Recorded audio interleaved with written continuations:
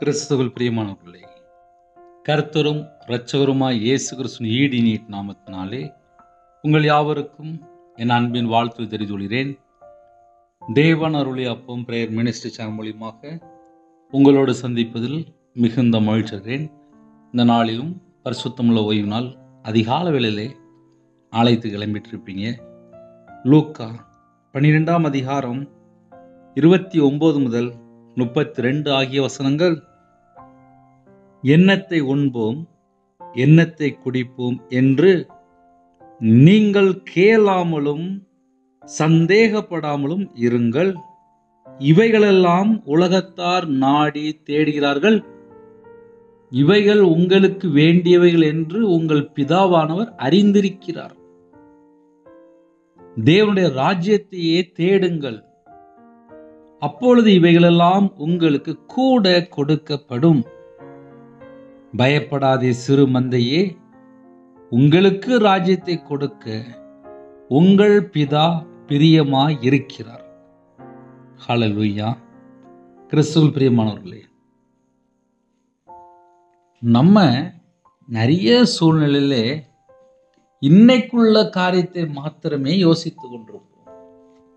ஒரு குடும்பத்துல சின்ன பிரச்சனை வந்துட்டுனா அதை மட்டும்தான் யோசிச்சுட்டு இருப்போம்.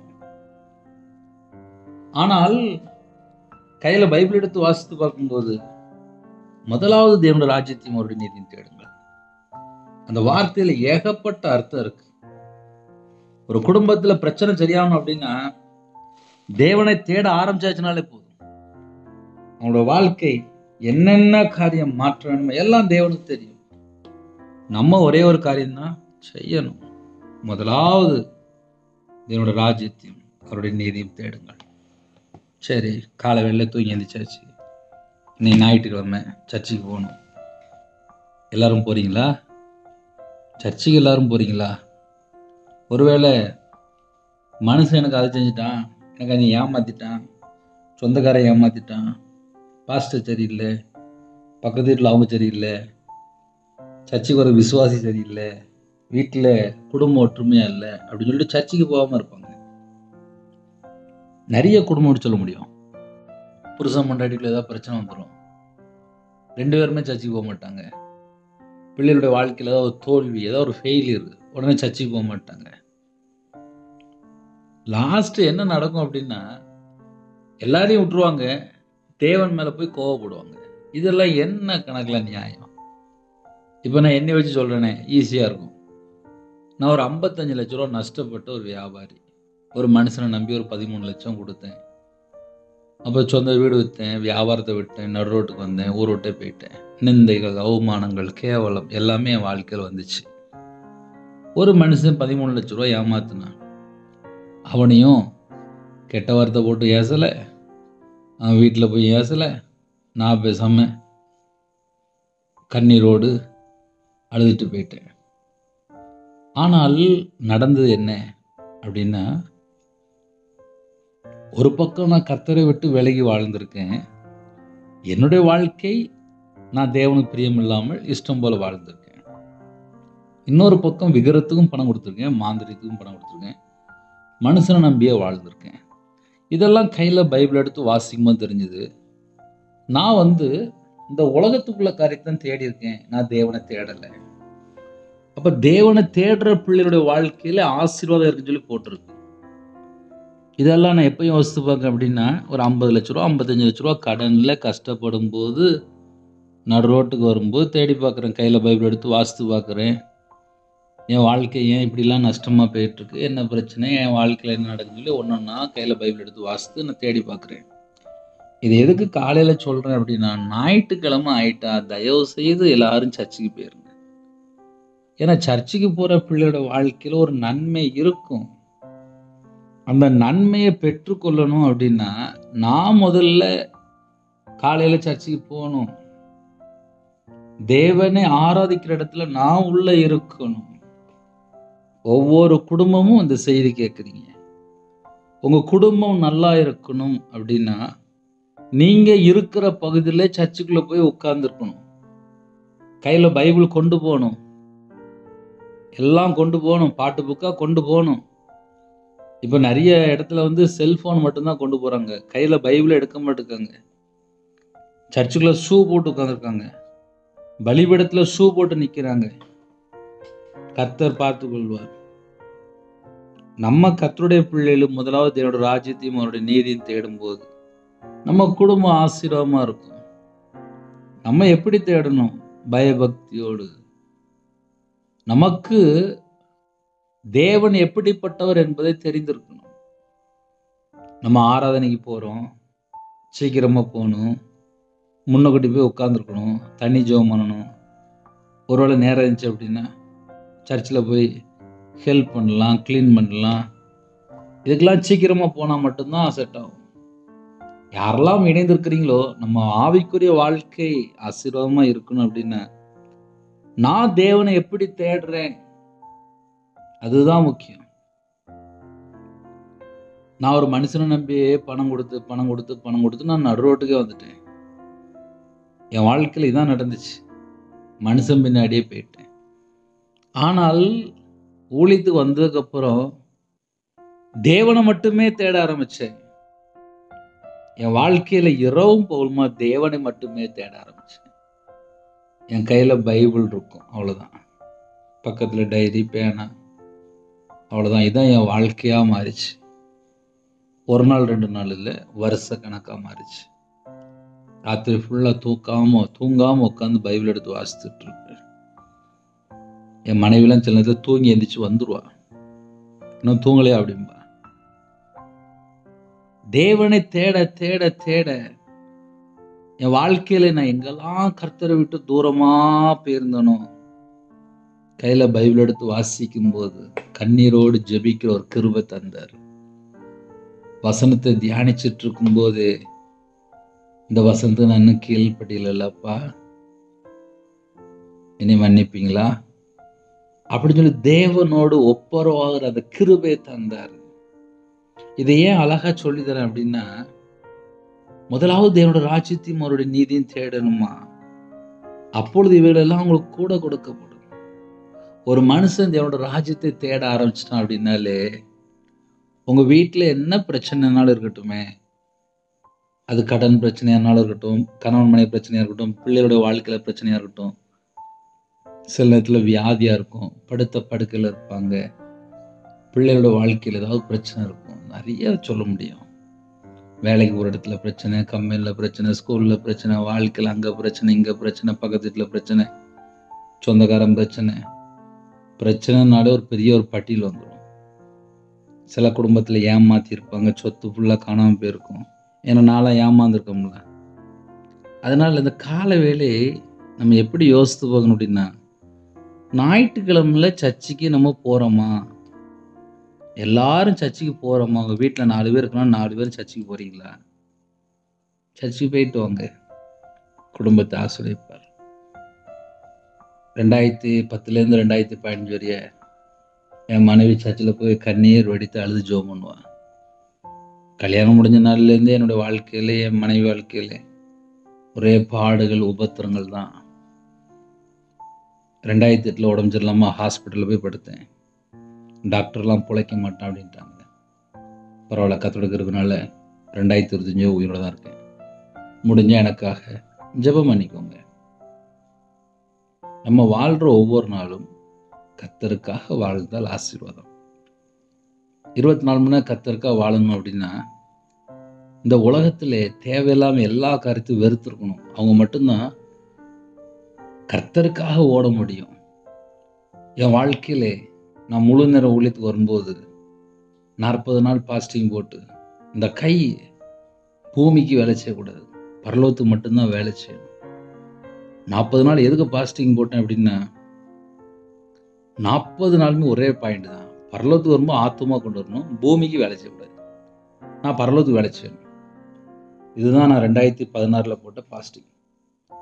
அப்போ கர்த்தருடைய பிள்ளைகள் யாரெல்லாம் இணைந்திருக்கிறீங்களோ, ஆவிக்குரிய வாழ்க்கையில் ஒரு குடும்பம் வளரணும் அப்படின்னா உங்கள் இருதயம் தேவனோடு எவ்வளோ நேரம் இணைந்திருக்கு. ஏன்னா சில குடும்பத்தெல்லாம் கர்த்தரை விட்டு தள்ளி போயிடுவாங்க. கர்த்தரை விட்டு தள்ளி போயிட்டு எனக்கு பிரச்சனைன்னா எங்கே பிரச்சனை எப்படி சால்வ் ஆகும்? ஞானசனம் எடுக்கும்போது சர்ச்சுக்கு போயிருந்தாங்க, பிள்ளைக்கு கல்யாணம் முடிக்கணும்னா சர்ச்சுக்கு போயிருந்தாங்க.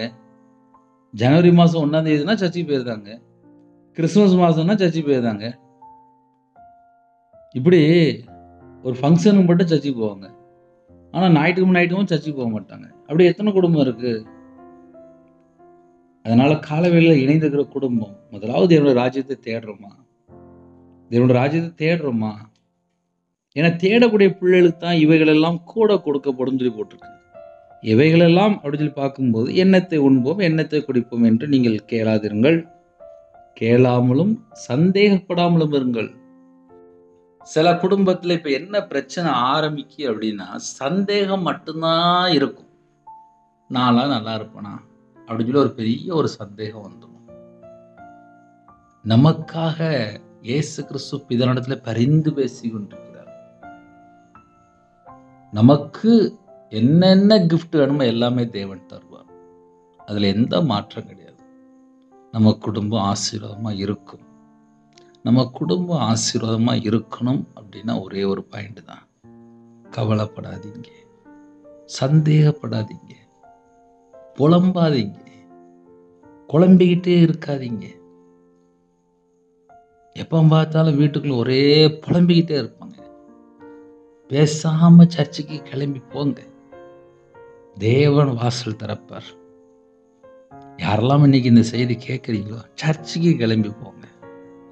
வசனம் தெளிவு எழுதப்பட்டிருக்கு. பயப்படாதே சிறு மந்தையே, பயப்படாதே. ஏன் பயப்படுற அப்படிங்கிற, பயப்படாதே. ஒரு மனுஷனுக்குள்ள சந்தேகம் வந்துட்டுனா ஆட்டோமேட்டிக்காக பயம்லாம் வந்துரும்பா. அவன் கர்த்தரை விட்டு தள்ளி வேற எங்கேயோ போயிடுவாங்க. பயப்படாதே, கர்த்தர் கூட இருப்பார். சிறுமந்தையே, உங்களுக்கு ராஜ்யத்தை கொடுக்க உங்கள் பிதா பிரியமா இருக்கிறார். பரலோகத்தையே தர பிதா பிரியமா இருக்கிறாரா? அந்த வேடை நம்ம நல்லா அழகா நிப்பாட்டி யோசித்து பார்த்தால் அதுல கோடிக்கணக்கான அர்த்தம் இருக்கு. பரலோகத்தை தர்றதுக்கு பிதா பிரியமா இருக்கிறார். பயப்படாதே சிறுமந்தையே, உங்களுக்கு ராஜ்யத்தை கொடுக்க உங்கள் பிதா பிரியமா இருக்கிறார். நமக்கு பரலோகத்தை தர்றதுக்கு பிரியமா இருக்கிறாரா? அப்ப நம்ம எதை தேடணும் அப்படின்னா, பரலோகத்துக்குள்ள நான் எப்படி போகணும்? என் வாழ்க்கை இந்த பூமியோட முடிஞ்சு போயிடக்கூடாது. எனக்கு இன்னொரு வாழ்க்கை இருக்கு, எனக்கு மறுவாழ்வு இருக்கு, எனக்கு நித்திய வாழ்க்கை ஒன்று இருக்கு. நான் அவரோட போய் வாழ போறேன். இந்த பூமியில் உள்ள காரியம்லாம் கொஞ்ச நாள்ல முடிஞ்சிரும். அதுக்கு தான் சொல்றாரு, எண்ணத்தை உண்போம், எண்ணத்தை குடிப்போம் என்று நீங்கள் கேளாமலும். நிறைய வீட்டில் இப்போ என்ன பிரச்சனை அப்படின்னா, ஞானஸ்தானம் எடுத்துருவாங்க, விசுவாசியா மாறிடுவாங்க, சர்ச்சுக்கு வர ஆரம்பிச்சிருவாங்க, கர்த்தர் மேல நம்பிக்கையெல்லாம் வந்துடும். ஆனாலும் இந்த உள்ள கொஞ்சோண்டு ஒரு சந்தேகம்னு உள்ள ஒன்று கிடக்கல, அது போகவே போகாது, வெளியே போகாது. இப்போ நிறைய வீடுகளில் என்ன பிரச்சனை அப்படின்னா, கொஞ்சம் சந்தேகம் மட்டும் உள்ள கிடக்கும். அந்த சந்தேகம் உள்ள இருக்கிற வரையும் அவங்களுக்கு நிம்மதியான தூக்கமும் வராது. ஞாயிற்றுக்கிழமை ஆனாலும் புலம்புவாங்க. வாழ்க்கையில நிறைய காரியத்தை யோசிச்சுக்கிட்டே இருப்பாங்க. அப்படி செய்யக்கூடாது. கேளாமலும் சந்தேகப்படாமலும் இருங்கள் அப்படிங்கிறது. இவைகளெல்லாம் உலகத்தார் தேடுகிறாங்க, இவைகளெல்லாம் உலகத்தார் நாடி தேடுறாங்க. ஆனா நமக்கு அந்த பிரச்சனை இல்லை. இப்போ ஒரு மனுஷன் 31 நாள் வேலை பார்க்கணும், சம்பளம் வாங்கணும், அடுத்த மாதம் அதை கொடுக்கணும், அடுத்த மாதம் அதை கொடுக்கணும், அடுத்த மாதம் அதை கொடுக்கணும். ஆனால் கர்த்தருடைய பிள்ளைகளுக்கு நம்ம தேவனை தேட அவருடைய நீதி நியாயங்களை கற்றுக்கொள்ள தேட தேட தேட தேட நம்மளுடைய வாழ்க்கை பிரகாசமாயிட்டே இருக்கும். என் இதயத்துக்குள்ள இயேசு கிறிஸ்து இருக்கும்போது என்னோட வாழ்க்கை பிரகாசம். நான் தேவனுடைய ராஜ்யத்தை தேடும்போது என் வீட்டில் என் மனைவிக்கு தெரியும், நான் எப்போ பார்த்தாலும் உட்காந்து பைபிள் வாசிச்சுட்டு இருப்பேன். தேவனுடைய சமூகத்தில் காத்திருப்பேன், பைபிள் வாசிப்பேன், அவ்வளோதான். தேவனுடைய சமூகத்தில் காத்திருந்து பைபிள் வாசிக்கும் போது அந்த வசனத்திலே வெளிப்படுத்துவார், நான் எங்கே மிஸ்டேக்காக இருக்கேன், எங்கே குறையா இருக்கேன். உடனே கண்ணை மூடி ஜெபம் பண்ணுவேன். அப்பா அந்த வசனத்துக்கு என்னை அர்ப்பணிக்கிறேன்ப்பா, எனக்கு ஒரு விடுதலை வேணும். தேவனுடைய சமூகத்தில் எந்த அளவுக்கு நம்ம தாழ்த்துறோமோ அந்த அளவுக்கு தான் ஆவிக்குரிய வாழ்க்கையில் வளர்ச்சி. இன்னைக்கு ஒரு குடும்பத்தில் ஏன் ஆவிக்குரிய வாழ்க்கையில் வளர முடியல? கையில் பைபிள் எடுத்து வாசிக்கல. அப்படி நிறைய குடும்பத்தை சொல்ல முடியும். ஆனால் இன்னைக்கு காலையில் செய்தி என்ன தெரியுமா? அப்பொழுது இவைகளெல்லாம் உங்களுக்கு கூட கொடுக்கப்படும். ஆனாலும் இந்த காலை வேளையிலே நிறைய குடும்பத்தில் இதுவரைக்கும் போனதெல்லாம் போட்டோம்.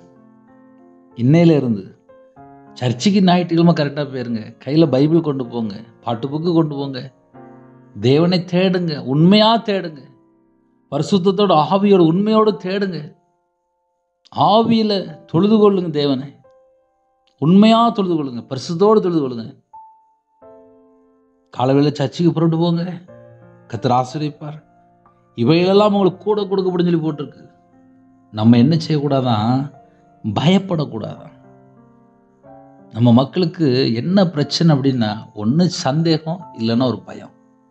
சந்தேகம் இல்லைன்னா பயம், அப்படி இல்லைன்னா அவிசுவாசம். அப்போ ஒரு மனுஷனுடைய வாழ்க்கையில் என்ன பிரச்சனை, எங்கேருந்து ஆரம்பிக்கு அப்படின்னு சொல்லி பார்க்கும்போது அவிசுவாசம். இந்த அவிசுவாசம் தான் நிறைய குடும்பத்தில் பிரச்சனை. அப்படி இல்லைன்னா சந்தேகம். இந்த காலவேளை இந்த 3 பாயிண்டை மட்டும் யோசிங்க. ஏதோ ஒரு காரியத்தில் பயம் இருக்கா? ஏதோ ஒரு காரியத்தில் அவிசுவாசம் இருக்கா? ஏதோ ஒரு காரியத்தில் சந்தேகம் இருக்கா? இதை நம்ம யோசித்து பார்த்தாச்சு அப்படின்னா கண்டிப்பாக ஒரு ஆசீர்வாதம். பயப்படாதே சிறு மந்தையே. நம்மளை எப்படி கூப்பிடுறாருன்னா, பயப்படாதே சிறு மந்தையே கூப்பிடுறாரு. நமக்கு ஏகப்பட்ட கிஃப்ட் வச்சிருக்காரு. உங்களுக்கு ராஜ்யத்தை கொடுக்க, பரலோகத்தை கொடுக்க உங்கள் பிதா பிரியமாக இருக்கிறார். எனக்கு பரலோகம் வேணும்ப்பா, நான் எப்படியாவது பரலோகத்துக்கு போய் சேரணும். இந்த பூமியில எல்லாம் டக்குன்னு முடிஞ்சு போயிடும். ஒரு 10 வருஷம் 20 வருஷம் 30 வருஷம் பார்த்தா டக்கு டக்கு டக்குன்னு போயிட்டு இருக்கும், லைஃப் போயிட்டு இருக்கும். நான் 2016 ஊழியத்துக்கு வந்தேன். இப்போ 2025 எவ்வளோ வேகமாக போயிட்டு 9 வருஷம் ஆயிட்டு. திரும்பி பார்த்தா 10 வருஷம் எனக்கு ஓடிட்டு இருக்கு. 10 வருஷம் ஓடிட்டு இருக்கு. இவ்வளோதான் லைஃப். அடுத்த செகண்ட் பார்த்தா சட்ட சட்ட சட்டன்னு ஓடிடும் போல. ஆனால் பரலோகத்துக்கு போய் நிற்கணும், பரலோகத்துக்கு போயிடணும். காலையில் யாரெல்லாம் இணைந்திருக்கிறீங்களோ ஒரு சின்ன ஜெபம் பண்ணி முடிக்க போகிறேன். சர்ச்சுக்கு புறப்படுங்க, கண்களை மூடி நாம் ஜெபம் செய்வோம்.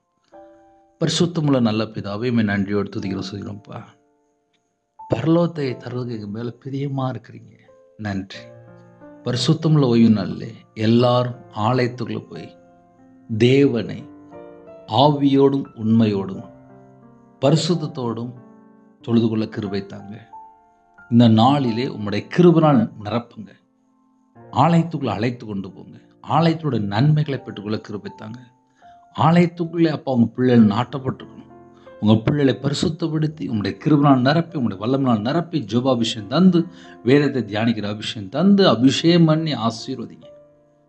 பிறந்த நாள், திருமண நாள் யாரெல்லாம் கொண்டாடுறாங்களோ கர்த்தருடைய கரத்தில் அர்ப்பணிக்கிறோம். பிள்ளைகளை ஆசீர்வதிங்க, 1000 மடங்கு ஆசீர்வதிங்க. எல்லா குடும்பமும் ஆலயத்துக்குள்ளே நாட்டப்படணும். எல்லாரையும் ஆலயத்துக்குள்ளே அழைத்து கொண்டு போங்க, இழுத்து கொண்டு போங்க. வேற வேற நாட்டுக்குள்ளே இருக்காங்க, எல்லாரையும் உங்களுடைய ஜீவனுக்குள்ள அர்ப்பணிக்கிறோம். அதிகாலவில் ஜெபிக்கிற குடும்பம் இயேசு கிறிஸ்துவின் இரத்தத்தினால, இயேசு கிறிஸ்து நாமத்தினால் ஆசீர்வதிக்கப்படட்டும். பலனிகளை திறந்து, பண்டக சாலை திறந்து, எல்லா குடும்பத்தையும் கர்த்தர் வேலையடைத்து ஆசீர்வதிங்க. அப்பா தாழ்த்துகிறோம்ப்பா. இந்த நாளிலும் ஜெபித்து எல்லா குடும்பம் ஆசீர்வாதத்தை பெற்றுக்கொள்ளும். அந்த கிருபை தாங்க. எல்லா குடும்பத்தையும் பொறுப்படுத்தணும். பலவீனத்தோடு படுத்த படுக்கைகள் யாரெல்லாம் ஹாஸ்பிட்டல் இருக்காங்களோ பரிபூர்ணமான சுகம் தாங்க. கர்த்தர் பொறுப்படுத்துங்க. இயேசு கிறிஸ்துவின் பிதாவே, ஆமென். தேவனுக்கு மகிமையுண்டாவதாக. கர்த்தர் தாமே உங்களையும் உங்கள் குடும்பத்தையும் சகல காரியத்தையும் சம்பூர்ணமாக திருப்தியாக கர்த்தர் கொடுத்து ஆசீர்வதிப்பாராக, ஆமென். கர்த்தராகிய இயேசுவின் கிருபையும் பிதாவாகிய அன்பும் பரிசுத்தனுடைய ஐக்கியமும் இப்பொழுதும் எப்பொழுதும் சதா காலங்களிலும் நம் மன்னன் கொடுப்பதாக, ஆமென். கிறிஸ்துவில் பிரியமானவர்களே, எனக்கா டெய்லி ஒரு நிமிடமாக ஜெபிங்க, ஊழியத்துக்காக ஜெபிங்க. கர்த்தருடைய ஆவியில் உங்களோடு பேசுவார். God bless you.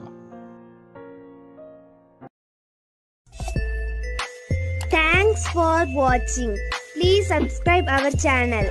Click the like and share. Click the bell. God bless you.